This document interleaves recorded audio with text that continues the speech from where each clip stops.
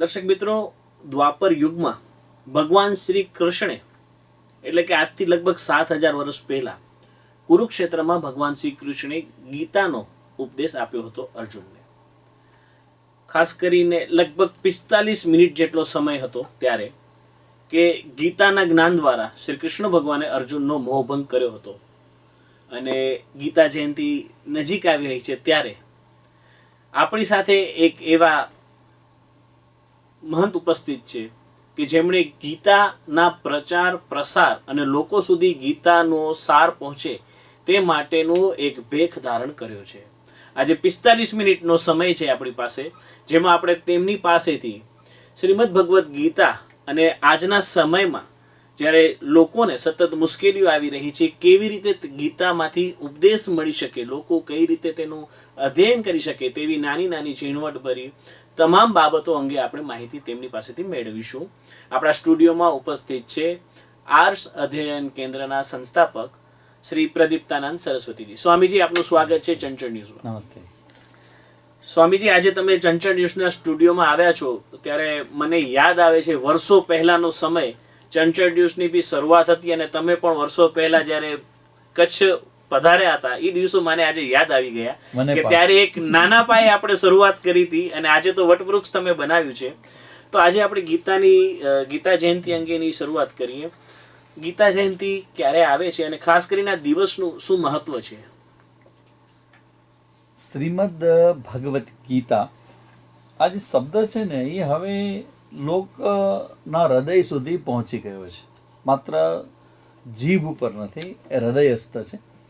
અને ભગવદ્ ગીતાની જન્મ જયંતિ આખા વિશ્વની અંદર ઓલ ઓવર ધ વર્લ્ડ એકમાત્ર ગ્રંથ છે જેની જન્મ જયંતિ ઉજવાય અને એ સમગ્ર વિશ્વમાં ઉજવાય. એક જગ્યાએ નહીં, જ્યાં પણ આપણા ભારતીયો હશે, જેની પાસે પણ ભગવદ્ ગીતાનું બેકગ્રાઉન્ડ હશે, એ બધા જ ઉજવશે. માગસર સુદ એકાદશી, બાય ચાન્સ જોગાનું જોગ આ વખતે 11 ડિસેમ્બરે એકાદશી આવે છે અને ત્યારે ગીતા જયંતિ આવી રહી છે. ગીતા જયંતિનો મતલબ એવો છે કે તે જ સમયે ભગવદ્ ગીતા પ્રગટ થયા. પ્રાગટ્ય જે થયું ભગવદ્ ગીતાનું એ યુદ્ધના મેદાનમાં છે. અને ઇન્ટરેસ્ટિંગ સ્ટોરી જે કહું, જે લોકોમાં ખબર નથી, મોટાભાગે લોકોને ખ્યાલ નથી કે ભગવદ્ ગીતા એક લોજિકલ આપણે જોઈએ ને કે બે વ્યક્તિ યુદ્ધના મેદાનમાં જ્યારે સંવાદ કરે, પણ એ સંવાદ બહાર કેવી રીતે આવ્યો અને કેટલો સમય લાગ્યો એ સંવાદને બહાર આવતા. તો ઘટના કેવી છે કે મહાભારતનું યુદ્ધ થયું અને એ યુદ્ધ થતા જ્યારે 10 દિવસ ને 10મા દિવસે ભીષ્મ પિતામહનું શરીર પડ્યું અને ધૃતરાષ્ટ્રને આંચકો લાગ્યો કે હાઉ ઇટ હેપન, થાય જ નહીં આ, કે ભીષ્મ પિતામહ પડી કેવી રીતે શકે. અને પછી તરત એને પોતાનો સારથી છે સંજયને બોલાવ્યો કે સંજય પ્લીઝ તારું જેને કહેવાય ને કે તારું ટીવી ઓન કર. કારણ કે વેદવ્યાસજીએ સંજયને સ્પેશિયલ ગિફ્ટ આપેલી, આશીર્વાદ આપેલા કે જ્યારે ધૃતરાષ્ટ્ર એને કહેશે ત્યારે સંજય છે એ પાસ્ટનું, પ્રેઝન્ટનું અને ફ્યુચરનું બધું જ જોઈ શકશે. અને પછી ધૃતરાષ્ટ્ર પ્રશ્ન કરે છે કે પેલો જ શ્લોક ભગવદ્ ગીતાનો, ધર્મ ક્ષેત્રે કુરુક્ષેત્રે સમવેતાયુત્સવ મામકાફ પાંડવાશ્ચ એવ કિમ કુર્વત સંજય. હે સંજય, મારા અને પાંડવોના દીકરાએ શું કર્યું, કેવી રીતે થયું? એટલે યુદ્ધના 10મા દિવસ પછીની આ ઘટના છે અને સંજય જોવાનું શરૂ કરે છે. બસ એ જે જોવાનું શરૂ કરે છે એ શ્રીમદ ભગવદ્ ગીતા. એટલે એવું નથી કે યુદ્ધના મેદાનમાં શરૂ થઈને ગીતાજી બહાર આવી ગયા. યુદ્ધના મેદાનમાં તો થયા પછીના 11મા દિવસે ગીતાજી બહાર આવ્યા. એટલે આ ભગવદ્ ગીતાનું પ્રાગટ્ય ઉત્સવ છે એ દિવસે મનાવવામાં આવે કે યુદ્ધ શરૂ થયું અને 11મા દિવસે આ જ્યારે બહાર આવે છે અને એ જે આવેલો છે એનો સંવાદ છે સંજય અને ધૃતરાષ્ટ્રનો, એ શ્રીમદ ભગવદ્ ગીતા. આજે સ્વામીજી વાત કરીએ, ધાર્મિક ગ્રંથો ખૂબ જ છે. આ બધા ધર્મના અલગ અલગ ગ્રંથો છે, પણ એમાં ટોચનું સ્થાન શ્રીમદ ભગવદ્ ગીતાને મળ્યું છે. આ ગ્રંથ કેટલો વિશેષ છે, તમે એના વિશે શું માનો છો?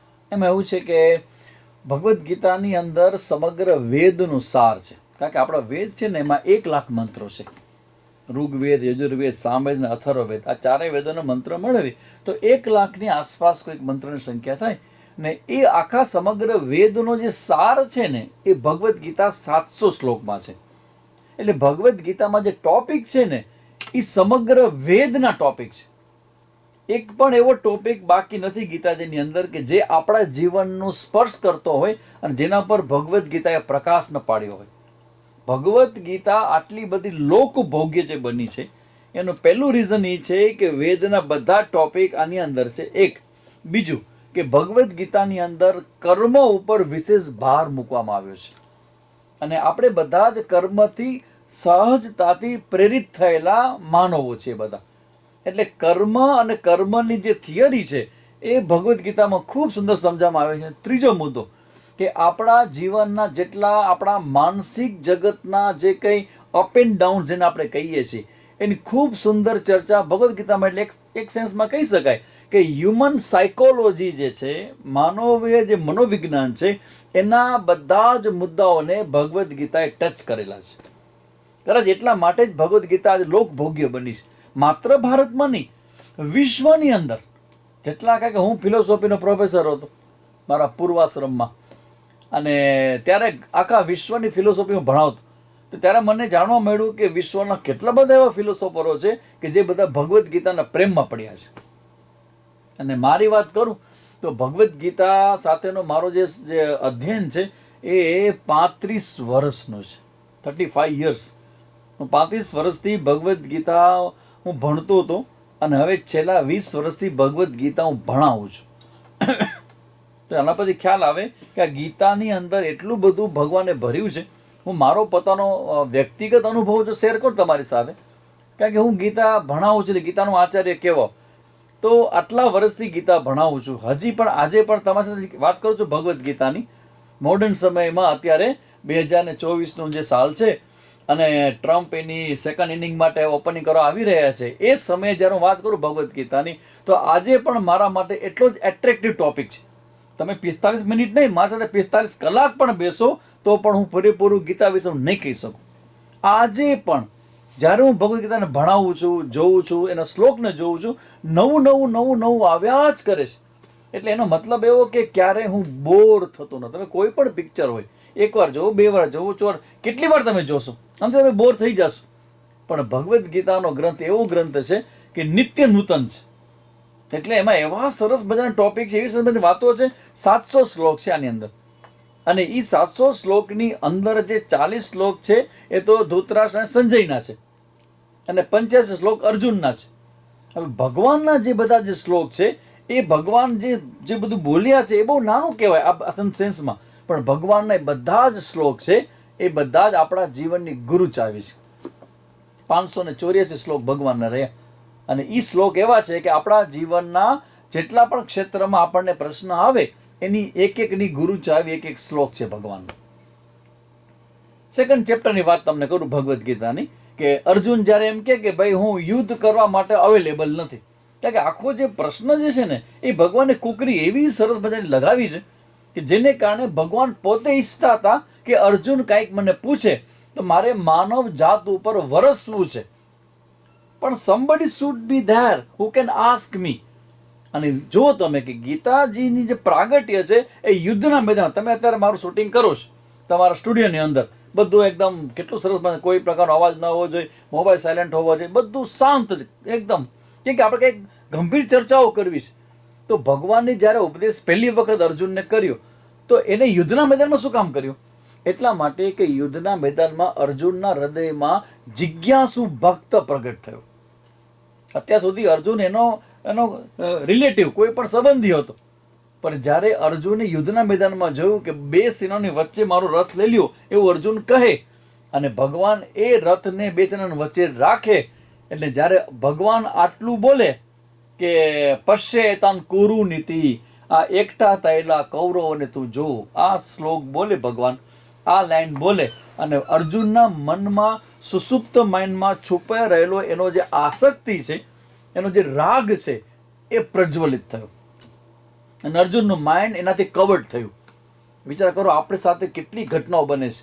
તમારે તમારા જીવનમાં કોઈ નિર્ણય કરવા હોય તો તમારું માઇન્ડ શુડ બી ઓબ્જેક્ટિવ, સંપૂર્ણ સ્વસ્થ અને તટસ્થ હોવું જોઈએ. પણ જો તમે રાગ, દ્વેષ કે ઈર્ષા કે ગુસ્સો કે કામ, આવા બધા આવેશોથી જો તમારી બુદ્ધિ ગ્રસિત હોય તો તમે સાચું અને સારો નિર્ણય નહીં જ કરી શકો. અને અર્જુનના હૃદયમાં આસક્તિ જાગી, કામના જાગી, મારાપણું જાગ્યું. અને અર્જુને શું જોયું? કૌરવો કેટલા હતા? 100 આમ અને 4 આમ, 104 થઈ ગયા.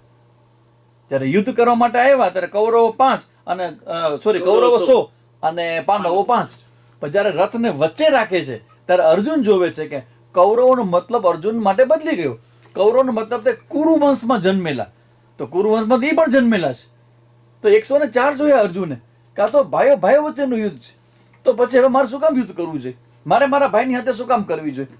અને અર્જુન અટક્યો ત્યાં કે કદાચ હું દુર્યોધન, જે આખા જીવન દરમિયાન દુર્યોધને અમારા સાથે કપટ જ કર્યું છે, તો એને મને વાંધો નથી, પણ મારા જે ગુરુજનો જ્યાં ત્યાં ઊભા છે, ખાસ કરીને ભીષ્મ અને દ્રોણાચાર્ય, કે જેની પાસે હું ભણ્યો છું, જેના ખોળામાં હું રમ્યો છું, એની હત્યા હું યુદ્ધના મેદાનમાં હું કેમ કરું?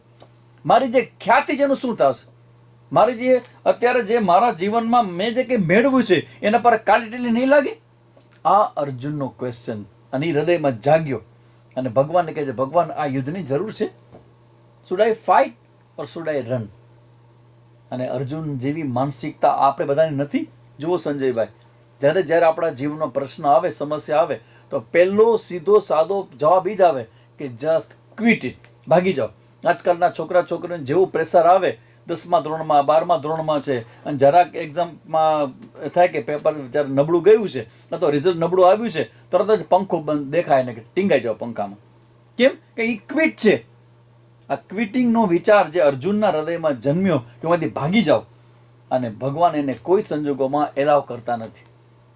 ગીતાજીનો જન્મ અહીંથી થાય કે તમારા મનમાં આવતા જે વિચારધારા છે એમાં તમે જે કન્ક્લુડ કરો છો, એ કન્ક્લુઝનની અંદર તમે કેટલા ઓબ્જેક્ટિવ છો એ ગીતાજી બતાવે છે. એ શીખવાડે છે કે તમારે કેવી રીતે વિચાર કરવો જોઈએ. એટલે આ ભગવદ્ ગીતા એ રૂપક ચોક્કસ છે, પણ કોઈ એક જ ઘટના માટે નથી. ભગવદ્ ગીતા માત્ર યુદ્ધના મેદાનમાં અર્જુનને અપાતો ઉપદેશ નથી. અર્જુનના સ્થાનમાં સમગ્ર માનવ જાત છે, અને કૃષ્ણ એ માનવ જાતના ઈશ્વર રૂપે આવીને બોલે છે. જો તમે ગીતાજીમાં શબ્દ છે શ્રી ભગવાન ઉવાચ, ક્યાંય કૃષ્ણ ઉવાચ નથી, ભગવાન ઉવાચ. ભગવાન એટલે જેણે આ જગતને બનાવ્યું, જગતને ચલાવે છે, અને જે જગતને પોતાનામાં સમાવવાનું સામર્થ્ય રાખે છે, એ ભગવાન, આ જગતને બનાવનારો એ અર્જુન જે ઊભો છે, એ માનવની કલ્પના કરે અને માનવને ઉપદેશ આવે કે તારે શું કરાય ને શું ન કરાય. એટલે મને લાગે છે કે ભગવદ્ ગીતાનું એટ્રેક્શન આટલા બધા કારણોથી છે. સાક્ષાત પરમાત્માના શબ્દો છે, અને આપણા બધા જ પ્રશ્નોનો જવાબ એની અંદર છે, એટલે બધાને ગીતાજી ગમે. સ્વામીજી, 35 વર્ષોથી આપ ગીતાનું અધ્યયન કરો છો, કરાવો છો, 20 વર્ષથી.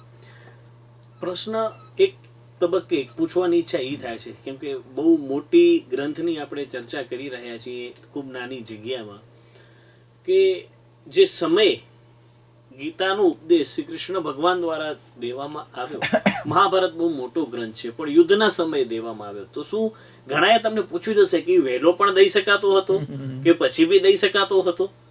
કેમ કે કૃષ્ણ ભગવાનની દરેક વાતો માની જ છે પાંડવોએ, શરૂઆતથી લઈને જોડાયા ત્યારથી. તો આ જે સ્થળ જે છે કુરુક્ષેત્ર, એનું કેટલું મહત્વ છે અને આને રિલેટેડ એવું છે કે સંજયભાઈ, આ જે સ્થળ છે ને એનું મહત્વ નથી. જે કંઈ ઉપદેશ આપવામાં આવ્યો ને એ કોઈક હૃદયનો ઉપદેશ આપવામાં આવ્યો છે, તો હૃદયની એક સ્થિતિ છે. એટલે જેમ કહેવાય કે ગુરુ હોય એને ક્યારે શિષ્યનો ઉપદેશ દેવો જોઈએ, એ ભગવદ્ ગીતામાં જે બતાવ્યું છે એમાં તમારા પ્રશ્નનો જવાબ આવેલો છે કે ઉપદેશ ક્યારે દેવાય? જ્યારે શિષ્યની ભાવના કોઈના હૃદયમાં જાગે, એક. અને બીજું કે એ શિષ્યની ભાવના સાથે સાથે, શિષ્યની ભાવના મતલબ શરણાગતિ, આઈ ઓબે યુ, તમે જેમ કહેશો હું કરવા તૈયાર છું, તમે જેમ બતાવશો હું જોવા તૈયાર છું, પ્લીઝ ટીચ મી, મને ભણાવો. એટલે આ જિજ્ઞાસા જે ભણવાની એ હોવી જોઈએ. શિષ્યત્વનો ભાવ અને ભણવાની જિજ્ઞાસા, આ બે જ્યાં ભેગા થાય ત્યાં ભગવદ્ ગીતા પ્રગટ થાય. અત્યારે આ ક્ષણે તમારા મારા વચ્ચે ભગવદ્ ગીતા પ્રગટ થઈ શકે, પણ કન્ડિશન એવી છે કે શ્રોતા જે છે એ શ્રદ્ધા અને શરણાગતિના અને જિજ્ઞાસાની વૃત્તિ વાળો હોય, અને ઉપદેશક જે છે એ જ્ઞાન સભર હોય. એટલે એ જિજ્ઞાસા અને જ્ઞાનનું સુભગ સમન મિલન જે છે એ ભગવદ્ ગીતા છે. એટલે યુદ્ધ ઇવન ભગવાન માટે તો આ ઓપોર્ચ્યુનિટી જીવનભર હતી જ. ઇવન તમે જુઓ કે 12 વર્ષ જ્યારે પાંડવો જ્યારે એકાંતમાં હતા અને 13મે વર્ષે જ્યારે પણ જંગલમાં જ્યારે રહેતા, અને એ સમય દરમિયાન ભગવાન અને અર્જુન વચ્ચે ઘણી બધી એવી સંભાવના હતી કે જ્યાં ભગવાન અને અર્જુન જંગલમાં ફ્રી બેઠા હોય અને બધું જ્ઞાન આપી શકાય, પણ એ ભગવાને જ્ઞાન કેમ નથી આપ્યું? જ્યાં સુધી અર્જુનના સામે કૃષ્ણ ભગવાનમાં ગુરુત્વની બુદ્ધિ નથી થતી ત્યાં સુધી આ જ્ઞાન ઓપન અપ કરાય નહીં. અમારા માટે નિયમ છે.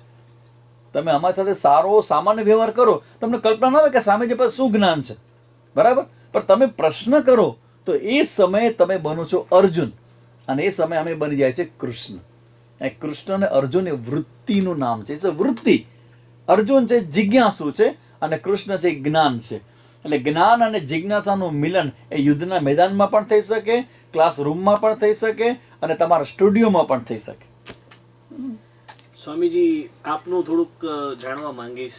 આપ વર્ષોથી અધ્યયન કરાવો છો, તો કઈ રીતે આકર્ષાયા? પૂર્વાશ્રમમાં તો પ્રોફેસરની આપે કીધું ભૂમિકા હતી, કેવી રીતે આકર્ષણ આવ્યું શ્રીમદ ભગવદજી ગીતા?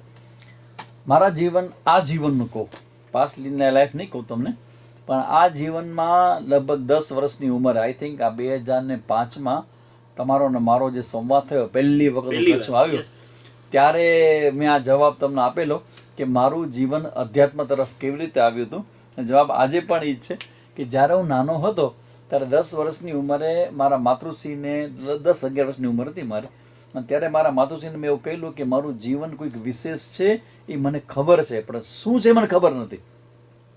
મમ્મીએ પૂછ્યું કે શું ભાઈ તો વિશેષ એટલે કેવું? મેં કીધું કે સામાન્ય જીવન મને ખબર છે કે કમાવું ધમાવું, છોકરાઓ થાય, પછી તમે કુટુંબ પરિવાર થાય, મકાન લ્યો, આ બધું જેને સામાન્ય જીવન કહું છું, પણ મારું જીવન આવું નહીં હોય, એબનોર્મલ હશે. અને પછી એ નાની ઉંમરમાં સ્વાધ્યાયની અંદર દાદા પાંડુરંગ શાસ્ત્રીજીના સ્વાધ્યાય કેન્દ્ર ચાલતા. અમારા જામનગરમાં માસી હતા જે અમારા સ્વાધ્યાય કેન્દ્ર હતા, મંજુલાબેન નામ એમનું, અને ધન્વંતરી સ્ટોર છે એમના માલિક, એમના હસબન્ડ, અને એમના સ્વાધ્યાય કેન્દ્રોમાં હું જતો અને ત્યાં અમને ગીતાજી શીખવાડવામાં આવતા.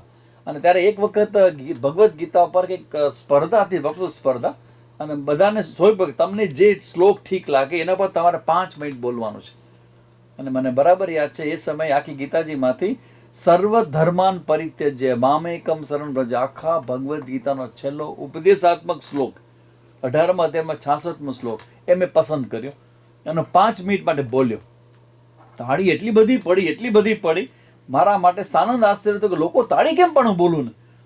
અને ત્યારે એ જે શ્લોક બોલ્યો અને એ સમયે મેં સંકલ્પ જાહેર કર્યો હવે તું રોજના 5 શ્લોક ગીતાજીના હું વાંચીશ.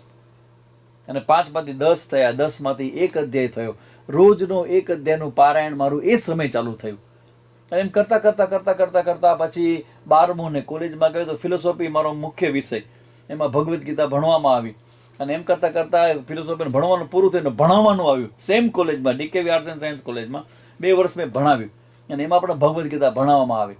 અને એ પછી તો રિયલમાં ભગવદ્ ગીતા જીવનારા એવા આચાર્યો મને મળ્યા અને એને કારણે પછી ભગવદ્ ગીતામાં મારું જીવન સમર્પિત થયું. જે ભગવદ્ ગીતા મેં પહેલા શ્લોકથી શરૂ કરી અને એ શ્લોકે મારું આખું જીવન ખેંચી લીધું. એટલે મારા જીવનમાં જે આકર્ષણ છે એ સ્વાધ્યાય પરિવારમાં ગયા પછી ગીતાજીનું મારું આકર્ષણ એ સમયથી શરૂ થયું હતું અને આજે મારું સમગ્ર જીવન એને સમર્પિત છે. કચ્છ આવવાનો સંયોગ શું હતો? કચ્છ સમય આ બાબતે આપણી ચર્ચા નથી થઈ. હા, કચ્છ આવવાનું એવી રીતે થયું કે થોડું મારું પાસ્ટ લાઈફનું કનેક્શન કચ્છ સાથે છે. ઓનલાઈન તમારા કેમેરા સામે કહું છું, મારા જીવનની બહુ ગુપ્ત ઘટના છે, બધી વસ્તુઓ છે, થોડી ઓપન અપ કરું તમારી સાથે, કારણ કે આજે 20 વર્ષ મને કચ્છમાં થયા. 19-20 વર્ષ. 2005માં આપણું મુલાકાત થઈ, 2005માં હું આવ્યો હતો કચ્છમાં. જ્યારે અમારા કોર્સમાં હું ગયો કોઈમ્બતુર ભણવા માટે, ત્યારે મને બરાબર યાદ છે 2001નો સાલ હતી ત્યારે.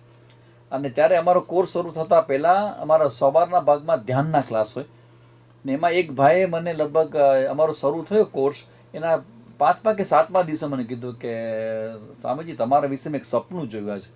શું સપનું જોયું? તો કે તમે કોઈક એવા એરિયામાં છો ને તે છોકરાઓને ભણાવો છો એવું મને દેખાણું. એટલે મેં કીધું કચ્છ હતું તો હા સ્વામીજી કચ્છ હતું, રણ હતો. હવે એ ભાઈએ જે સપનું જોયું અને એ સમયે પહેલાં પણ મને એવી ફિલિંગ હતી કે મારે ભવિષ્યમાં કચ્છમાં જવાનું થશે. તો કચ્છ સાથે મારું કોઈ કનેક્શન નહીં, મારા કોઈ રિલેટિવ કોઈ આવવા જવાનું ક્યારે થયું નથી, પણ એક ફિલિંગ અચાનક મારા મનમાં હતી કે મારે કદાચ કચ્છમાં જવાનું. તો એ ભાઈએ જ્યારે સપનાની વાત કરીને ત્યારે મેં કીધું કે તો કચ્છ હશે, કેમ કે મને ખબર છે કે ભવિષ્ય મારે કચ્છમાં જવાનું છે. હું તમને બતાવું છું કે કનેક્શન કેવું છે. અને પછી જ્યારે અમારો કોર્સ પૂરો થાય એટલે અમારા આચાર્ય અમને પૂછે કે ભાઈ તમારે શું કરવું છે, તમારે લગ્ન જીવન જીવવું છે કે સાધુ બનવું છે? મેં સ્વામીજી સાધુ મારે બનવું છે. તો ક્યાં જશો? મેં તમે જ્યાં કહો ત્યાં, તમારી આજ્ઞા એ અમારું જીવન. અને સ્વામીજીએ કચ્છનો નકશો, સ્વામીજી ક્યારેય કચ્છમાં આવેલા નહીં અને કચ્છનું ચકડું મોટું દેખાણું. સ્વામીજી કે you can go here, is a big area અને ઇઝ બોર્ડર એરિયા. તમે જાઓ, બોર્ડરના એરિયામાં જાઓ અને કચ્છને સંભાળો. આ મારા સ્વામીજીના શબ્દો હતા. અને એમના શબ્દો, એમનો સંકલ્પ અને અમારા માટે આશીર્વાદ. You just go. પછી મને કે કચ્છમાં તમે ક્યાં જશો? એટલે મેં થોડીક ઇન્ક્વાયરી કરી તો મને ખબર પડી કે ભુજની અંદર એજ્યુકેશનનું લેવલ સારું છે. અને ત્યારથી મારા મનમાં હતું કે મારે યંગસ્ટરને એડ્રેસ કરવા છે. અને એ ભાઈએ જ્યારે મને કીધું કે ભાઈ ભુજ ઇઝ બેટર, હવે તમારે આવવું હોય કચ્છની અંદર તો ભુજ બહુ સરસ છે. અને મેં સ્વામીજીને કીધું કે Swamiji I would like to go to Bhuj. Swamiji મને જોઈને કે you just go to Bhuj, sit there, everything will come to you. આ મારા ગુરુજીના શબ્દ. આજે 20 વર્ષ તમે મને પૂછો છો એની ઘટના મારા માટે ત્રાસદર્શી રહે છે કે ઓહો, મારા ગુરુજીના એ શબ્દો, એનો સંકલ્પ અને આશીર્વાદ હતા જે આજે તમારી સામે સિદ્ધ થયા છે. તમે અમારી આ 20 વર્ષની યાત્રાના સાક્ષી છો. તમે જુઓ છો કે આ સ્વામીજી ધીમે ધીમે ધીમે ધીમે હું હાલીને જતો મારા 2 પગની 11 નંબરની ગાડીમાં, અને એમ કરતા કરતા કરતા આજે કચ્છના કેટલા મોટા ફલક ઉપર જ્ઞાન યજ્ઞ થઈ રહ્યા છે બધા. તો એનો મતલબ એમ કે પાસ્ટમાં કચ્છ સાથેની મારું આ કર્મભૂમિ મારી બની છે. જન્મભૂમિ ભલે મારી જામનગરની છે, પણ કર્મભૂમિ મારી કચ્છની છે. પાસ્ટ લાઈફનું મારું કોઈક ઋણ છે, એ ચૂકવવા માટે મારે કચ્છમાં આવવું પડ્યું છે. દર્શક મિત્રો, આપણે જણાવી દઈએ કે 2003માં ભૂકંપ પછી જ્યારે ચંચળ ન્યૂઝ ટીવી ચેનલ શરૂ થઈ અને ત્યારે ખૂબ જ સારા કાર્યક્રમો ચંચળ ન્યૂઝ ઉપર પ્રસારિત થતા અને ખૂબ જ આપણે ઘણા કાર્યક્રમો આપેલા છે. ત્યારે જ 2005માં જેમ સ્વામીજીએ કીધું, હું વર્ષ ભૂલી ગયો તો સ્વામીજીએ યાદ કરાવ્યું કે 2005માં મને બરોબર યાદ છે, જૂની ઓફિસ હતી ત્યારે સ્વામીજી આવ્યા હતા અને એમની સાથે મુલાકાત થઈ. લગભગ અમે 1 થી 1.5 કલાક બેઠા હતા, કેમ કે મારા મનમાં પણ ત્યારે જે અત્યારે છે એવા જ બધા પ્રશ્નો હતા અને ખૂબ ચર્ચા કરી હતી. પછી 10-10 દિવસના ત્યારે આપણા ભૂલતો નહોતો, મને યાદ આવે છે, જ્ઞાન યજ્ઞ હતા અને એનું આપણે રેગ્યુલર કવરેજ કરતા, એમના ઇન્ટરવ્યુઝ કરતા. એટલે ખૂબ જ કચ્છમાં એક આપણી તપોભૂમિ કહેવાય કચ્છ. ઘણા સંતો મહંતો અહીં તપસ્યા કરી છે અને એમાં સ્વામીજી પણ એક તપસ્યામાં પોતાનું ઋણ ચૂકવવા માટે આવ્યા છે. સ્વામીજી, વાત કરી શ્રીમદ ભગવદ્ ગીતા ઉપર ફરીથી. આજના સમયમાં એમ કહેવાય કે દરેક ઘરમાં કંઈક ને કંઈક દુઃખ છે. ક્યાંક ધનની તંગી હોય, ક્યાંક મનના મેળ ન હોય. તો આ પ્રકારની આખી જે પરિસ્થિતિ ઊભી થાય છે, તો શ્રીમદ ભગવદ્ ગીતા કે જે 7000 વર્ષ પહેલા ભગવાન કહી ગયા છે, એમાંથી કઈ રીતે લોકો ઉપદેશ ગ્રહણ કરી શકે છે? ભગવદ્ ગીતા 5255 વર્ષ જેવો સમય અમારા જે ગણતરી કરનારાઓ છે એ લોકો પાસે છે. અને એમાં મુદ્દો એ છે કે અત્યારના સમયની અંદર હ્યુમન માઇન્ડ, આપણું જે બધું મન છે, જીવન આખું મનથી કેન્દ્રિત છે, બરાબર? તો એમાં જે દુઃખનો અનુભવ થાય છે, એ દુઃખના અનુભવના સંદર્ભમાં ભગવાન ખૂબ સુંદર મજાના જે ઉપદેશ આપેલા છે ગીતાજીમાં, એની વાત કરું તો સૌથી પહેલાં એવું આપણે થાય કે ભરે મારી સામે મને એક સામાન્ય શબ્દમાં કહું, કયો મોટો પ્રોબ્લેમ છે આપણા બધાના માઇન્ડની અંદર કે મને જે વસ્તુ ગમે છે એ મારા માટે કરવા જેવી નથી હોતી, અને જે કરવા જેવી હોય છે એમાં આપણને પ્રમાદનો અનુભવ થાય. શું કરું? જાનામિ ધર્મમ ન ચ મે પ્રવૃત્તિ, જાનામિ અધર્મમ ન ચ મે નિવૃત્તિ. તો મને મારા જીવનની અંદર જે બધા સંઘર્ષો છે એમાં જે મને એટ્રેક્ટ કરે છે મારા જીવનમાં, એ મોટે ભાગે સારું નથી હોતું, અને જે સારું હોય છે એનું મને એટ્રેક્શન નથી. બસ આપણા જીવનનો સૌથી મોટો પ્રોબ્લેમ આ છે. અને ભગવદ્ ગીતા ભગવાન એવું જણાવે છે કે જે કરવા જેવું હોય એ કરાય, અને જે કરવા જેવું ન હોય, તમને ભલે ગમતું હોય, કરાય નહીં. હવે આના માટે શું કરાય? આ પ્રશ્ન જ છે કે સામે નથી થતું આવું. તમે કહો છો, આજકાલના યુવાનોને પૂછો કે ભાઈ પીઝા ખવાય કે ન ખવાય, ડ્રિંક કરાય કે ન કરાય, તમારા મેરેજ સિવાયના રિલેશનો રખાય કે ન રખાય, પૂછો એને. ખબર છે, બધી જ ખબર છે કે ન કરાય, એટલે તો એવી રીતે કરે છે, કોઈને ખબર ન પડે, ઢાંકીને કરે, છુપાઈને કરે, ફોનમાં એવો લોક રાખે કોઈને ખબર ન પડે. લોક ગયો તો પૂરી જીવન પૂરું આજકાલના માણસનું. કેમ? કેમ કે એવું બધું છે, એને ખબર છે કે ન કરાયા તો પણ થાય છે. આ જે અંદરના આવેશોનું જે આ એટ્રેક્શન જે છે, એની સામે ભગવદ્ ગીતા એક ગ્રંથ એવો છે, એ એમ કહે કે જો તમારી અંદર થતું આ આકર્ષણ જો ધર્મને માર્ગે છે તો યાદ રાખજો, આકર્ષણ રૂપે હું જ છું. ધર્મ વિરુદ્ધ ભૂતેષુ કામોસ્મી ભરતર્ષભ. તમારી અંદર જન્મતો કામ, ભગવાન કહે છે હું છું. વિશ્વના કોઈ ધર્મમાં શક્ય નથી, કોઈની તાકાત નથી આ શબ્દ કહી શકે કે તમારી અંદર જન્મતો કામ હું છું, પણ એ ધર્મની મર્યાદામાં છે તો. અને અધર્મ યુક્ત છે તો બધું જ નકામું છે, બધું જ ખોટું છે. તો એના માટે ભગવાન ઉપદેશ આપે કે જ્યારે તમારા માઇન્ડને તમે કોઈક સેટઅપમાં ગોઠવશો તો તમે ક્યારેક સિદ્ધિ મેળવશો. સિદ્ધિ કેવી છે કે જ્યારે તમારા જીવનમાં કરવા જેવું હોય એ જ તમને ગમે, અને જે કરવા જેવું નથી એ સહજ અને સ્વાભાવિક રીતે ગમતું બંધ થઈ જાય. This is the answer. આ સુખ અને દુઃખના જે આપણા ચકરડાઓ છે બધા, એની અંદર ભગવાન એવો ઉપદેશ આપે છે કે જો તમે આ કરી ગયા એના માટે શું કરવું પડે. તમારો નેક્સ્ટ ક્વેશ્ચન સામેજી, આ કેમ થાય? તમે કહો છો તો વાત બધી બરાબર છે. શું આ માત્ર એક સરસ મજાની ટોક છે આપણા બે વચ્ચેની અને પ્રેક્ટિકલ છે કે ખાલી વાતું છલવાની છે? સાહેબ, હું આ તમે પ્રશ્ન કરો એ પહેલા કહી દઉં કે જે હું કહું છું ને એવું હું આટલા વર્ષથી જીવું છું. આઈ એમ લિવિંગ. અને એ એટલા માટે કહું છું કે ભગવાને જે કીધું છે એ પ્રેક્ટિકલ છે. ભગવાન શું કહે છે કે ભાઈ સ્વધર્મે નિધનમ શ્રેય પરધર્મો ભયાવહ.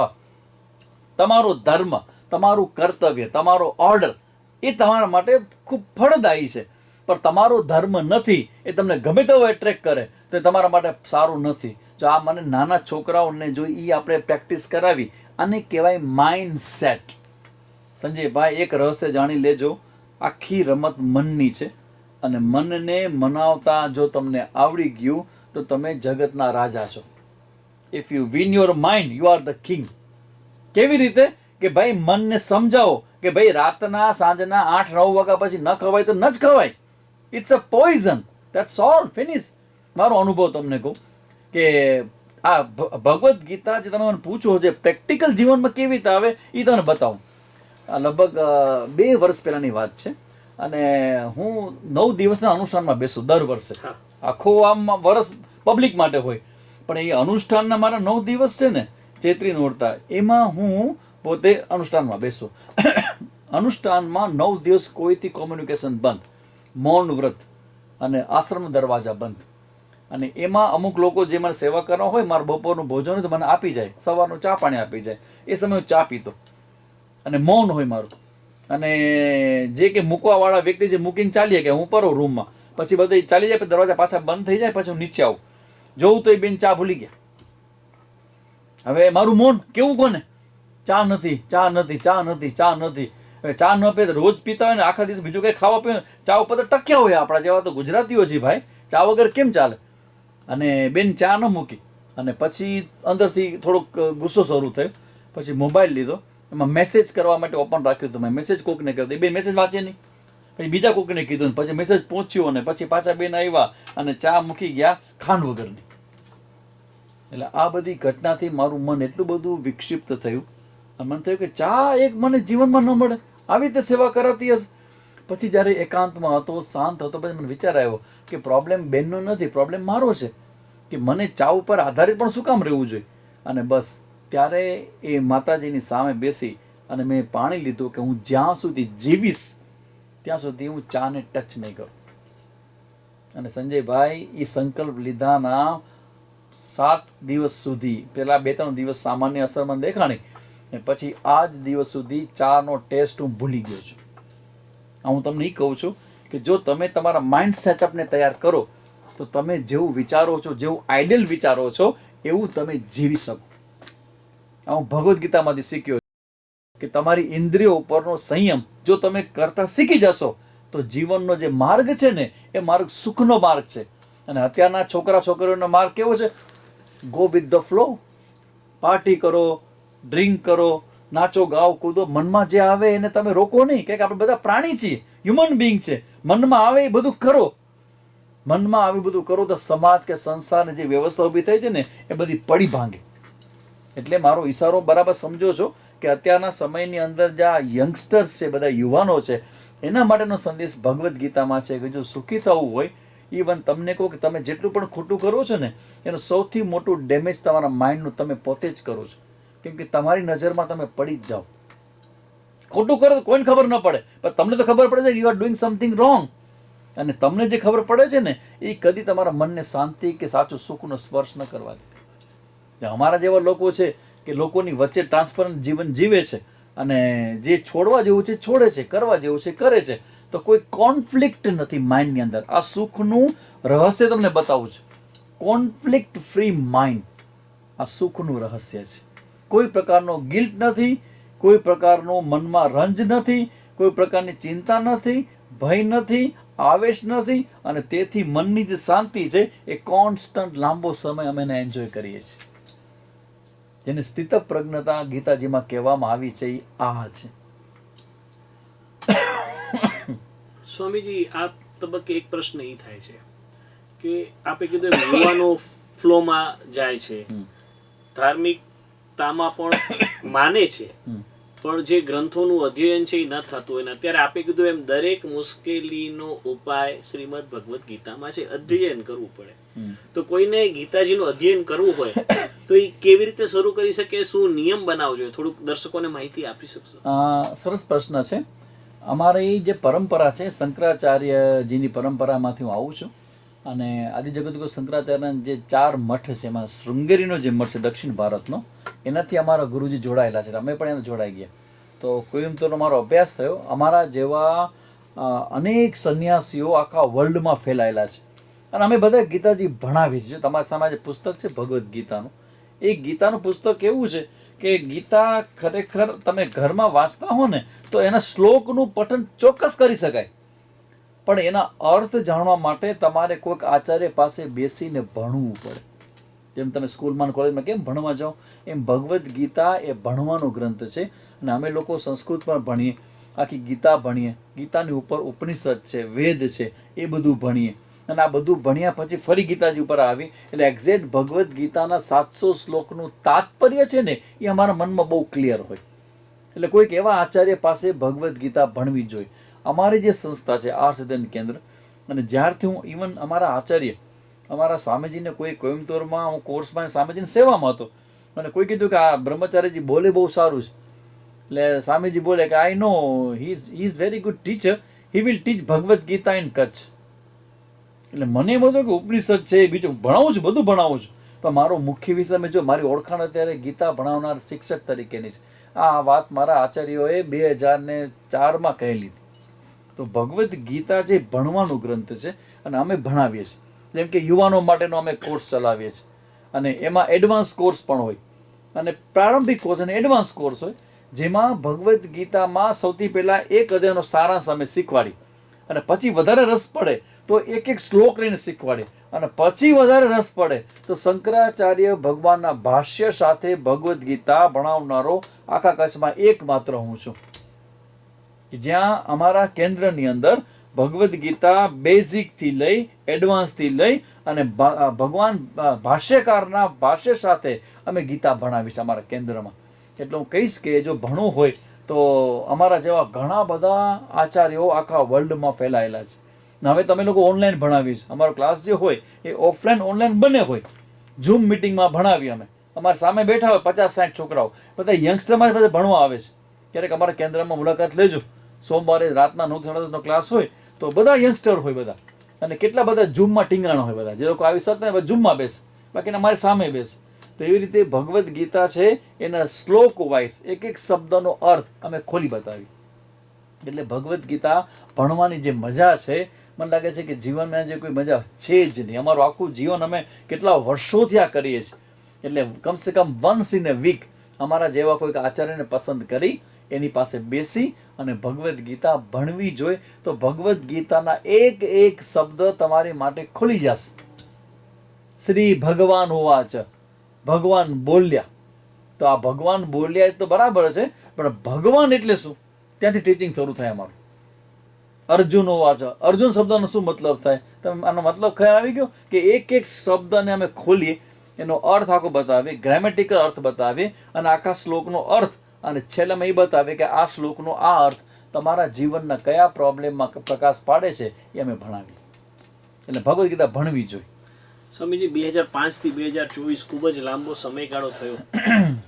નાના પાયે શરૂઆતથી હવે તો તમે કીધું એમ બહુ મોટો આશ્રમ થઈ ગયો, વટવૃક્ષ થઈ ગયું. હજી શું તમારી ઈચ્છા છે અંતરની કે હજી મારે આ તો કરવાનું છે, આ તો બાકી રહી ગયું છે લોકો સુધી પહોંચવા માટે, અથવા તો શ્રીમદ ભગવાન લોકો સુધી ભગવદ્ ગીતા પહોંચે એના માટે તમારી અંતરની ઈચ્છા હજી શું છે? એમાં એવું છે કે આવનારા સમયની અંદર ભગવદ્ ગીતાનો જે કોર્સ અમે જે બનાવ્યો છે, અને એ કોર્સ કેવો છે કે 21 દિવસનો કોર્સ છે, ને એમાં એક દિવસમાં એક અધ્યાય, જે 3 વધારે જે છે એ એક આગળનો ને એક પાછળનો એક વચ્ચેનો 3 દિવસ વધારે છે, તો 18 દિવસમાં 18 અધ્યાયનું પારાયણ હું શીખડાવું છું છોકરાઓને, યંગસ્ટર્સને. તો હું ઈચ્છું છું કે કોઈ પણ વ્યક્તિ આ કોર્સ કોઈ ચાલુ કરવા માંગતો હોય તો એને ભણાવો અને વર્ગને ભણાવો. કોઈ પણ એવું યંગસ્ટર હોય, કોઈ પણ એવી જ્ઞાતિ હોય, કોઈ એવું ગ્રુપ હોય 20, 25, 30, 50નું ગ્રુપ હોય, તો એને એક એક અધ્યાય સ્ટાર્ટ કરું તો 18 અધ્યાય ભણાવો. તો એમાં તમારે એક શ્લોક જરૂર નથી, એ આખા અધ્યાયનો સારાંશ હું તમને ત્યાં ફ્રીમાં આપી દઉં. That is called Bhagavad Gita course. અને હવે તો અમે લોકો જે શરૂ કરવા જઈ રહ્યા છીએ, બહુ મોટી ઘટના ઘટે છે.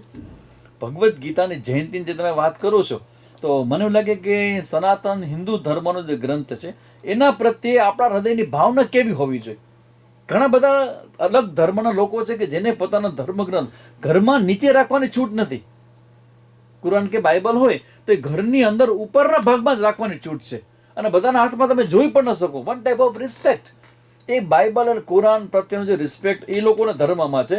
તો આપણા સનાતન ધર્મની અંદર આ ભગવદ્ ગીતા આખા વિશ્વનો પ્રેરણા આપનારો જે ગ્રંથ છે. વિશ્વની અનેક યુનિવર્સિટીઓ એવી છે કે જ્યાં ભગવદ્ ગીતા ભણાવવામાં આવે છે. તો એ ગ્રંથ પ્રત્યેનો આપણો રિસ્પેક્ટ કેવો હોવો જોઈએ, એના માટે ગીતા જયંતિ ઉજવવા માટે અમે દર વર્ષે અલગ અલગ પ્રયોગ કરીએ. આ વખતનો પ્રયોગ અમે એવો કર્યો છે કે જ્યાં લગભગ 40 સમાજો એક સાથે, હિન્દુ ધર્મની જ્ઞાતિના 40 સમાજો એક સાથે ભેગા મળી અને ભગવદ્ ગીતાની જન્મ જયંતિ ઉજવશે. જેથી કરીને એના મનમાં વિચાર જાય કે ભગવદ્ ગીતા માથે રાખી અને હું ત્યાંથી યાત્રામાં નીકળું તો આ ગ્રંથ કેટલો મહાન છે. બધા સાધુ સંતો એને હવા નાખતા હોય, વીંજળું નાખતા હોય, એ ગ્રંથની મહત્તા શું છે. તો ભગવદ્ ગીતાના ગ્રંથનું મહાત્મ્ય માત્ર હાથ રાખીને સત્ય બોલું છું એવી કલ્પનાઓ કરવા માટે નથી. ભગવદ્ ગીતા પારાયણ કરવા માટે છે, ભગવદ્ ગીતા ભણવા માટે છે, અને ભગવદ્ ગીતા જીવન જીવતા શીખવા માટે છે. એટલે હું ઈચ્છું છું કે ભગવદ્ ગીતાના અમારા જે જ્ઞાન યજ્ઞો છે, જે મારે ગીતાજી ભણાવવા છે, ભલે તમે આખી ગીતા ભણાવવા પાસે સમય નથી તો કમસે કમ 1.5 કલાક એક ક્લાસમાં, એવા 21 ક્લાસ જો તમારી સાથે જોઈન કરો તો ગીતાજીનો કોર્સ આખો હું તમને ભણાવી શકું. એ મારી ઈચ્છા છે કે હું આ કોર્સ હું બધા જ સમાજોમાં જાઉં, બધી જ જગ્યાએ જાઉં, અને બધા લોકોને કમસે કમ ગીતાનો જે તેને કહેવાય ને કે એસન્સ છે એ જસ્ટ હું તમને આપી શકું. સ્વામીજી, અંતિમ પ્રશ્ન, જેમાં તમે જેટલા વર્ષોથી અધ્યયન કર્યું છે, કરાવ્યું છે, ઘણાને ગીતા જ્ઞાન આપ્યું છે, તમારા મતે ગીતાજીનો સાર આજના સમયમાં શું હોઈ શકે એ દર્શકોને જણાવો. મામ અનુસ્મર યુધ્ય ચ. ભગવાન ગીતાજીમાં એવું કે મારું અનુસ્મરણ કર. અનુસ્મરણ એટલે મને યાદ રાખ, મને ધ્યાનમાં રાખ, અને યુદ્ધ કર એટલે તારો સ્વધર્મ, તારું સ્વકર્તવ્ય છે એ તું કર. આ એક નાનકડો એટલો શ્લોકનો પાઠ છે, 1/4. મામ અનુસ્મર યુધ્ય ચ. આખી ગીતાનો સારાંશ આમાં આવી જાય. મને ધ્યાનમાં રાખ એટલે ભગવાન ધર્મનું પ્રતીક છે, ભગવાન યોગ્ય વસ્તુનું પ્રતીક છે, ભગવાન વિવેકનું પ્રતીક છે, ભગવાન કરવા જેવી વસ્તુ હોય એનું પ્રતીક છે. તો ભગવત સત્તાને ધ્યાનમાં રાખ અને તારું કર્તવ્ય કર્મ એ તને માટે ગમે તેવું અઘરું કેમ ન હોય, પ્લીઝ ડુ યોર સ્વધર્મ. સ્વધર્મે નિધનમ શ્રેય. તારો પોતાનો ધર્મ છે, એમાં જ તારું કલ્યાણ છે. કોઈ સોની કામ કરતો હોય તો સોની કામ કરવું એનો સ્વધર્મ છે. કોઈ ટીચર હોય તો ભણાવવું એનો સ્વધર્મ છે. એને ભણાવવું ગમવું જોઈએ. ભાઈ, તમે અત્યારે એન્કરિંગ કરો છો તો તમને આ પેશન તમને ગમવું જોઈએ. જો તમારે કરવું પડતું હોય પાપી પેટ કા સવાલ, એના માટે તમે ન ગમતું કરતા હો તો એમાં ભલી વાર નહીં ભાઈ, એ બહુ પ્રોફેશનલ થઈ જશે. બેટર છે કે તમે ભલે આનાથી જે કે તમે કરતા હો પણ એ સમયે શું તમે આ ક્ષણને એન્જોય કરી શકો છો. યા આઈ એમ સો હેપી, આજે બહુ સરસ મજાનું કામ થયું. તો આ વસ્તુ છે જીવનનો ઉપદેશ જે ગીતાજીનો છે કે તમે જે કરો છો એને એન્જોય કરો, અને જે કરવા જેવું છે એ કરવા માટેનું માઇન્ડ સેટઅપ તૈયાર કરો, અને સામે તમે ભગવાનને ધ્યાનમાં રાખો, અને જે કરો છો એ કરીને ભગવાનને અર્પણ કરો. બસ અર્પણ કરી દીધું, તમે જીતી ગયા. એટલે ન મમત્વ રહ્યું, ન અહંકાર રહ્યો, અને શરણાગતિ અને ભગવાન ધ્યાનમાં રાખ્યા તો ભગવાન તમારા જીવનમાં પ્રગટ થઈ જશે. મીરાબાઈને થયો, નરસિંહ મહેતાને થયો, સંજયભાઈને પણ થઈ શકે. તો દર્શક મિત્રો, આ હતા આર્ષ અધ્યયન કેન્દ્રના સંસ્થાપક શ્રી પ્રદીપ્તાનંદ સરસ્વતીજી, જેમણે શ્રીમદ ભગવદ્ ગીતા અંગે આપણને ખૂબ જ મહત્વપૂર્ણ માહિતી આપી. આગામી 11મી તારીખે ગીતા જયંતિ આવી રહી છે, અને ભુજ મધ્યે પ્રથમ વખત 40થી વધુ સંસ્થાઓ જોડાઈને તેની ભવ્ય ઉજવણી પણ કરવાની છે. ત્યારે એક શ્રીમદ ભગવદ્ ગીતા અંગે, ગ્રંથ અંગે જે માહિતી આપને જોઈતી હતી, અમે આશા રાખી કે અમે આપના સુધી પહોંચાડી શક્યા છીએ. આપ પણ તેમાંથી પ્રેરણા લેશો, સ્વામીજીએ કીધું એમ તેનું અધ્યયન કરશો તો જીવનમાં ચોક્કસ પરિવર્તન આવશે. સ્વામીજી ચંચળ ન્યૂઝમાં આવ્યા અને અમારી સાથે વાત કરી, માહિતી આપી દર્શકોને, એ બદલ આપનો ખૂબ ખૂબ આભાર. નમસ્તે.